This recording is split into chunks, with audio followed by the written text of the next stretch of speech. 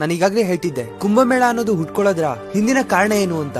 ನೋಡಿ, ಸುಮಾರು 12 ವರ್ಷಕ್ಕೊಮ್ಮೆ ಪೂರ್ಣ ಕುಂಭವಾಗಿ ಆಚರಿಸ್ತೇವೆ, ಹಾಗೆ 6 ವರ್ಷಕ್ಕೊಮ್ಮೆ ಅರ್ಧ ಕುಂಭವಾಗಿ, ಹಾಗೇನೆ 144 ವರ್ಷಕ್ಕೊಮ್ಮೆ ಮಹಾಕುಂಭವಾಗಿ ಆಚರಿಸ್ತೇವೆ. ಹಾಗಾದ್ರೆ ನೀವು ಕೇಳಬಹುದು, ಪೂರ್ಣ ಕುಂಭವನ್ನ ಪ್ರತಿ 12 ವರ್ಷಕ್ಕೊಮ್ಮೆನೆ ಯಾಕೆ ಮಾಡ್ತಾರೆ, ಹಾಗೇನೆ ಅದರ ದಿನಾಂಕವನ್ನ ಹೇಗೆ ನಿರ್ಧರಿಸ್ತಾರೆ ಅಂತ. ಖಗೋಳಶಾಸ್ತ್ರದ ಪ್ರಕಾರ ಗುರುಗ್ರಹ ಅನ್ನೋದು ಒಂದು ಸುತ್ತು ಸೂರ್ಯನ ಸುತ್ತ ಸುತ್ತೋದಿಕ್ಕೆ ಹತ್ತತ್ರ 12 ವರ್ಷಗಳಾಗುತ್ತೆ. ಹಾಗೇನೆ ಇದೇ ಅಂಶವನ್ನ ಇಟ್ಕೊಂಡು 12 ವರ್ಷಕ್ಕೊಮ್ಮೆ ಅಂತ ಪೂರ್ಣ ಕುಂಭವನ್ನ ಆಚರಿಸ್ತಾರೆ. ಹಾಗೇನೆ 144 ವರ್ಷದ ಮಹಾಕುಂಭದ ಬಗ್ಗೆ ಹೇಳ್ಬೇಕಂದ್ರೆ, ಈ ಪವಿತ್ರ ಸಮಯದಲ್ಲಿ ಚಂದ್ರ, ಗುರು, ಭೂಮಿ ಹಾಗೆ ಸೂರ್ಯ ಇವಿಷ್ಟು ಒಂದೇ ಸಾಲಿನಲ್ಲಿ ಬಂದು ನಿಲ್ಲುತ್ತವೆ. ಹಾಗೆ ಇವುಗಳು ಸುಮಾರು 144 ವರ್ಷಕ್ಕೊಮ್ಮೆ ನಿಲ್ಲುತ್ತವೆ. ಹಾಗೆ ಈ ಗಳಿಗೆಯಲ್ಲಿ ಅಮೃತ ಅನ್ನೋದು ಬಿದ್ದಿರುವಂತ ಸ್ಥಳಕ್ಕೆ ಹಾಗೆ ಪವಿತ್ರ ನದಿಗಳಲ್ಲಿ ಸ್ನಾನ ಮಾಡಿದ್ರೆ ಒಳ್ಳೆಯದಾಗುತ್ತೆ, ಹಾಗೆ ಪಾಪಗಳೆಲ್ಲ ನಾಶವಾಗುತ್ತವೆ ಅಂತ ಜನರೆಲ್ಲರೂ ಹೋಗ್ತಾರೆ. ಹಾಗೇನೆ ಮತ್ತೊಂದು ವಿಷಯ, ನಮಗ್ ಗೊತ್ತಿಲ್ಲದೆ ಇರುವಂತ ಒಂದು ಸೈಂಟಿಫಿಕ್ ರೀಸನ್ ಇದೆ ಕುಂಭಮೇಳಕ್ಕೆ ಹೋಗೋದಿಕ್ಕೆ. ಅದೇನಂತ ಗೊತ್ತಾ? ನಾನು ಆಗ್ಲೇ ಹೇಳ್ತಿದ್ದೆ, ಚಂದ್ರ, ಸೂರ್ಯ, ಭೂಮಿ ಹಾಗೆ ಗುರುಗ್ರಹಗಳು ಒಂದೇ ಸಾಲಿನಲ್ಲಿ ನಿಲ್ಲುತ್ತವೆ ಅಂತ. ಹಾಗೇನೆ ಇದೇ ಕಾರಣದಿಂದ ಕುಂಭಮೇಳವನ್ನ ಆಯೋಜನೆ ಮಾಡಿರುವಂತ ಜಾಗದಲ್ಲಿ,